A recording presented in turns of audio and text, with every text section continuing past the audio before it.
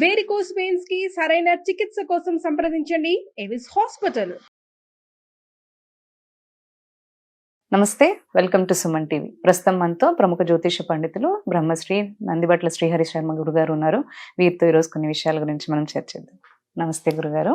వాగర్థావివ సంపృక్తో వాగర్థ ప్రతిపత్తయే జగతః పితరౌ వందే పార్వతీ పరమేశ్వరౌ. సదాశివ సమారంభాం శంకరాచార్య మధ్యమాం అస్మదాచార్య పర్యంతం వందే గురు పరంపరాం.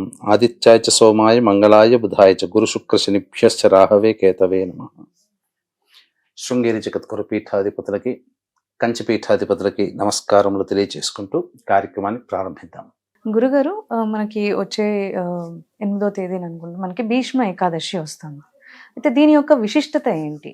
భీష్మ ఏకాదశి అంటే మామూలుగా మనం గమనించుకున్నట్లయితే ప్రతి నెల 2 ఏకాదశులు వస్తాయి. ఒక్కొక్క మాసంలో వచ్చే ఏకాదశికి చాలా విశిష్టత అనేటువంటిది ఉంటుంది.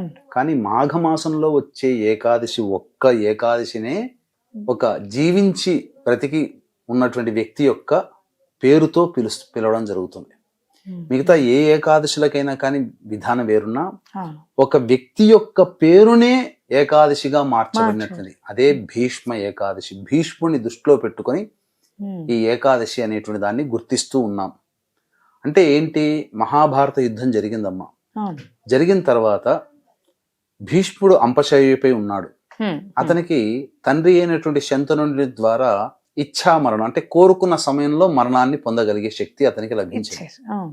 తర్వాత అతను యుద్ధము దక్షిణాయనంలో జరిగింది, అయిపోయింది. కానీ అంపశయ్యపై ఒరిగిన తర్వాత ఉత్తరాయణ పుణ్యకాలం కోసం వేచి చూశాడు. ఉత్తరాయణ పుణ్యకాలం అందున మాఘమాసం రవి ఉన్నటువంటి మకర రాశిలో ఉండగా వచ్చినటువంటి మాఘమాసము వరకు ఎదురు చూసి ఏకాదశి రోజున పరమపదించడం జరిగింది. అంటే ఏంటి? భీష్మాష్టమి మొదలుకొని భీష్మ ద్వాదశి వరకు కూడా తన పంచ ప్రాణాలని ఒక్కొక్క రోజు ఒక్కొక్క ప్రాణాన్ని వదులుతూ వచ్చాడు.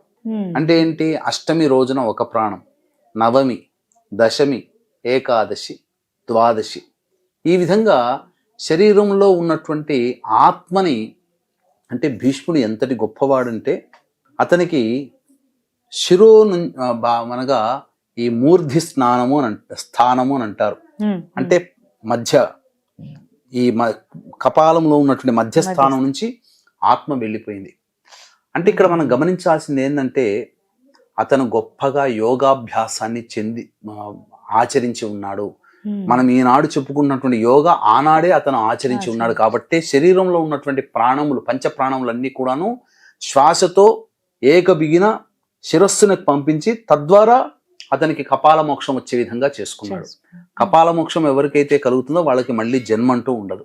ఇక్కడ మనం గమనించాల్సినటువంటిది ఏంటనంటే మహాభారత యుద్ధం జరిగిన తర్వాత కూడా గమనించుకుంటే ప్రధానంగా ఆ యుద్ధమైన తర్వాత ధర్మరాజు వెళతాడు.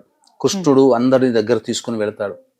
ఈ లోకంలో బ్రతికున్నటువంటి ఏకైక అన్ని రకాలైనటువంటి ధర్మాలని, క్లిష్టమైనటువంటి సమస్యలని గురించి వివరించగలిగేటువంటి వాడు ఒక్కడే భీష్మ పితామహుడు. ఆయన దగ్గరికి పోదాం, నీకున్నటువంటి ఆలోచనలు, సందేహాలన్నీ ఆయన తీరుస్తాడనగా ధర్మరాజు తీసుకుని వెళ్తాడు కృష్ణ భగవానుడు. వెళ్ళిన తర్వాత ఆ విధంగా తనకు వచ్చినటువంటి అనేకమైనటువంటి సందేహాలని చాలా రకాలుగా నివృత్తి చేసుకుంటాడు ధర్మరాజు. చాలా సంతోషపడతాడు. ఇందులో భాగంగానే ఈ మాఘమాసంలోనే ఈ ఏకాదశి రోజున మనకేంటనంటే విష్ణు సహస్రనామం అనేటువంటిది ఉద్భవించింది. ఈనాడు మనం అందరం కూడా విష్ణు సహస్రనామాలు విరివిగా చేస్తున్నామంటే కేవలం భీష్ముడి యొక్క పుణ్యం వలనే అని గమనించుకోవాలి. ఆయన చెబితేనే ఆ నామాలన్నీ వచ్చాయి.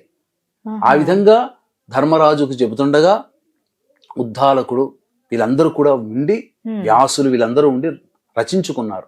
ఆ విధంగా మనకు లోకానికి అనేటువంటిది అందించబడింది. అంతేకాకుండా సాక్షాత్తు విష్ణు అవతారాన్ని అని చెప్పి మొట్టమొదటిగా గుర్తించిన వాడు భీష్ముడే. అందుకనే కృష్ణుణ్ణి విష్ణువుతో పోలుస్తాడు. అలాగే నిర్యాణం కూడా ఎలా జరిగింది అని అంటే భీష్ముడి యొక్క పాదాల చెంత ధర్మరాజు అలాగే కృష్ణుడు ఉండగా నకుల సహదేవులు భుజాల దగ్గర ఇటువైపు 2 వైపులా ఉండి అప్పుడు అతని యొక్క చితిని పేర్చిన తర్వాత అతని యొక్క శవాన్ని మోశారు.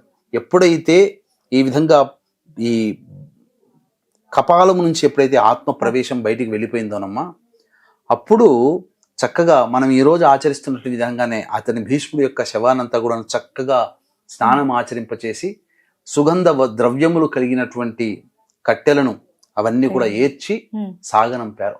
అది విధానంగా చేశారు ఆ రోజున జరిగినటువంటిది. కాబట్టి ఈ ఏకాదశి చాలా పవిత్రమైనటువంటిదమ్మా. దానికంటూ కొన్ని వ్రత విధానాలు అనేటువంటివి ఉన్నాయి. ఆ విధానాన్ని గనక పాటించినటువంటి వాళ్ళకి చాలా మటుకు సమస్యలు తీరుతాయని చెప్పొచ్చమ్మా.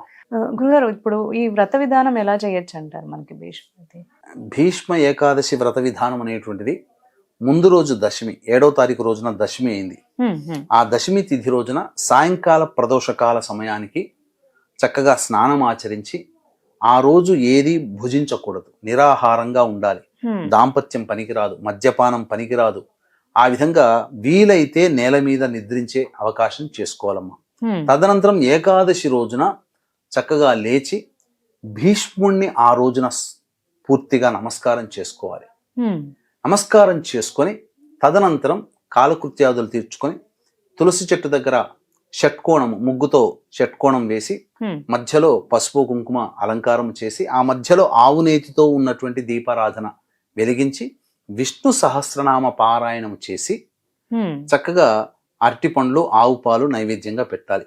ఆ రోజంతా కూడాను వీలైతే భీష్ముని స్మరించుకుంటూ, భీష్ముడి యొక్క గొప్పతనాన్ని స్మరించుకుంటూ, భీష్ముడి ద్వారా తెలుసుకోగలిగినటువంటి ధర్మరాజు ఏ విధంగానైతే ధర్మాలు తెలుసుకున్నాడో ఆ ధర్మాలన్నీ కూడా ఆ రోజున భీష్ముని తలుచుకుంటూ తెలుసుకొని తదనంతరం రాత్రి కూడా వీలైతే నిరాహారంగా ఉండాలి పూర్తిగా ఉండి ద్వాదశి తిథి రోజున చక్కగా మళ్ళీ విష్ణు సహస్రనామ పారాయణం చేసి అప్పుడు వ్రత విధానాన్ని విరమించాలి. ఎలా విరమించాలి? అభ్యాగతులకి లేకపోతే మన ఇంటికి ఎవరైనా వచ్చినా వాళ్ళకి వంట చేసి పదార్థములతో వారికి భోజనాన్ని పెట్టి, మళ్ళీ ఇందులో శాకాహారమే ఉండాలి తప్ప మాంసాహారం పనికిరాదు, పెట్టి వాళ్ళకి సంతోష పెట్టి తదనంతరం లేదా ఎవరు మన ఇంటికి రారు, అనాథలున్నారు, లేకపోతే ఈ సంబంధించినటువంటి పెద్దలు వృద్ధాశ్రమాలు ఉన్నాయి, వాళ్ళకి తినగలిగేటువంటి వస్తువులకి వాళ్ళకి దానం చేసి ఇంటికి వచ్చి చక్కగా దంపతులు కానీ ఎవరైనా కానీ, పురుషులైనా స్త్రీలైనా ఎవరైనా కానీ ఆ విధంగా ఇంట్లో భోజనం చేసి విరమిస్తే దాంతో అక్కడి భీష్మ ఏకాదశి వ్రత విధానాన్ని ఆచరించిన వాళ్ళం అవుతాం. భీష్మ తర్పణాలు ఇస్తూ ఉంటారు కదా గురుగారు, అది దాని యొక్క ప్రత్యేకత ఏంటంటారు? ఎక్కువగా ఈ రోజున భీష్మ తర్పణం అనేటువంటిది ఖచ్చితంగా చేయాలమ్మా. మనకు ఎందుకు చేయమని చెప్పబడి ఉందంటే, ప్రధానంగా భీష్ముడు ధర్మాన్ని గురించి బోధించిన వాడు భీష్ముడు కలియుగానికి ముందుగా. కాబట్టి సమస్తమైనటువంటి జ్ఞానానికి ప్రతీక భీష్ముడు. ఆయన బ్రహ్మచారి, ఆయనకంటూ సంతానం లేదు. ఇప్పుడు అందరం కూడా మనం ఆయన సంతానంగానే భావన. కాబట్టి సంతానం లేనటువంటి అటువంటి మహోన్నతమైనటువంటి వ్యక్తి సాక్షాత్తు విష్ణు అంశ సంభూతుడైనటువంటి కృష్ణుడే కొనియాడాడు భీష్ముడిని. కాబట్టి తను మాట ఇచ్చిన దాని ప్రకారము, ధర్మం ప్రకారం నిలబడి ఉన్నటువంటి మనిషి. ఇక్కడ ఒక సందేహం రావచ్చు, మరి అంతటి ధర్మంగా ఉన్నవాడైతే ద్రౌపది వస్త్రాపహరణ సమయంలో ఎందుకు తలకాయ ఉంచుకున్నాడు అనంటే, దుర్యోధనుడి యొక్క ఉప్పు తిన్నాడు. చెప్పగలిగే స్థాయి, చెప్పగలిగే స్థితిలో ఆ వయసులో ఉన్నా కానీ అతను రాజధర్మానికే ప్రాధాన్యతనిచ్చాడు. అయితే అక్కడ తాను చేసినటువంటి తప్పుకి శిక్షని యుద్ధంలో అంపశయ్య మీద ఉండి అనుభవించాడు కదా. అంపశయ్య మీద ఉండంటే ముళ్ళు మీద పడుకోబెట్టడం శరీరం అంటే రోజు రోజుకి ఆ శరీరం కృషించిపోతూ ఆ ముళ్ళులన్నీ కూడా, బాణాలన్నీ కూడా లోపలికి వెళ్ళిపోతుంటే, రక్తము ధార కారుతూ ఉంటుంటే ఆ బాధని అనుభవిస్తూ మాఘమాసము వచ్చేంత వరకు ఉండి, ఉత్తరాయణ పుణ్యకాలం వచ్చేంత వరకు ఉండి, మాఘమాసంలో అష్టమి నుంచి ఒక్కొక్క వదిలాడు. అంటే అతను ధర్మ ప్రకారము అక్కడ రాజధర్మాన్ని ప్రదర్శించాడు కానీ మానవ ధర్మాన్ని ప్రదర్శించలేదు. కాబట్టే ఆ శిక్షను అనుభవించాడు. అంతటి మహోన్నతమైనటువంటి ధర్మస్వరూపుడైనటువంటి భీష్ముడికి తప్పకుండా మనమందరం కూడా తర్పణాలు వదలాలి. ఏ విధంగా తర్పణ అంటే చాలా సింపుల్ గానమ్మా తర్పణ విధానాన్ని తెలియజేస్తాను. వీక్షించేటువంటి ప్రేక్షకులకి గమనిక, ఈ మాఘ పౌర్ణమి ఫిబ్రవరి 12వ తారీఖు రోజున త్రివేణి సంగమం ప్రయాగరాజ్ క్షేత్రంలో జాతకరీత్యా కలుగు అన్ని రకాల సమస్యలతో తో బాధపడుతున్నటువంటి వారికి సర్వదోష నివారణ పూజలు, హోమాలు, అలాగే ఇప్పుడు సమస్యలు ఎదుర్కొంటున్నామంటే గత జన్మ కర్మదోషాలు కావున గత జన్మ కర్మదోషణ నివారణ తిల హోమాలు, మరియు 2025 సంవత్సరం 12 రాశుల వారికి శని ప్రభావం అనేటువంటిది ఉంటుంది కాబట్టి శని దోష నివారణ హోమాలు అనేటువంటివి పర్ హెడ్ 2100 రూపాయలకి ప్రయాగ క్షేత్రంలో చేయించడం జరుగుతుంది. అలాగే మరుసటి రోజు మఖా నక్షత్రం, పితృ నక్షత్రం కావున మనకు పుష్కరాలు ఎలాగో కుంభమేళ అలా కావున అక్కడ పెద్దల యొక్క ఆత్మతృప్తి కోసమే పిండ ప్రదాన కార్యక్రమాలు కూడా చేయించడం జరుగుతుంది. వీటి వివరాలు కార్యక్రమ తదనంతరం కాంటాక్ట్ చేసి పూర్తి వివరాలు తెలుసుకోవచ్చు.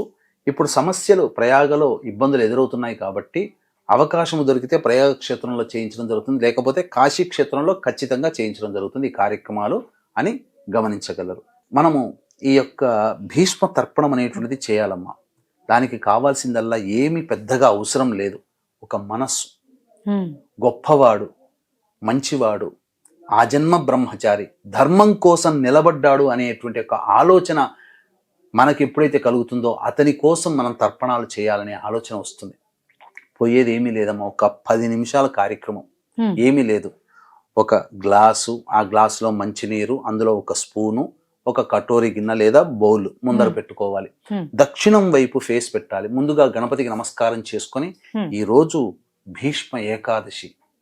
ఈ భీష్మ ఏకాదశి రోజున పితామహుడైనటువంటి భీష్ముడికి నేను తర్పణాలు వదులుతున్నాను, ఆ తర్పణ ప్రభావం అతనికి చెందాలి అని చెప్పి తర్పణాలు వదలాలి. ఎలాంటి తర్పణాలు, ఎలా అంటే గణపతికి నమస్కారం చేసుకొని గణపతి యొక్క అనుజ్ఞ తీసుకొని దక్షిణం వైపు ఫేస్ పెట్టి తిలలు, నల్ల నువ్వులు బొటన వేలికి అంటించుకొని ఇలా చేతిలో లేదా నల్ల నువ్వులు ఆ గ్లాసులో వేసి ఆ నీళ్ళని చేతిలో వేసుకొని ఏమని చెప్పాలంటే వైయాఘ్ర పద గోత్రజుడు, సాంకృత్య ప్రవరుడు, బ్రహ్మచారి, పుత్రులు లేనివాడు, మహావీరుడు అయినటువంటి భీష్మునికి తర్పణం వదులుతున్నాను అని చెప్పి భీష్ముడు పేరు చెప్పి తర్పయామి తర్పయామి తర్పయామి అని చెప్పి ఆ బౌల్లో వదిలేయాలి. ఆ విధంగా 3 సార్లు పఠిస్తూ వదిలేయాలి.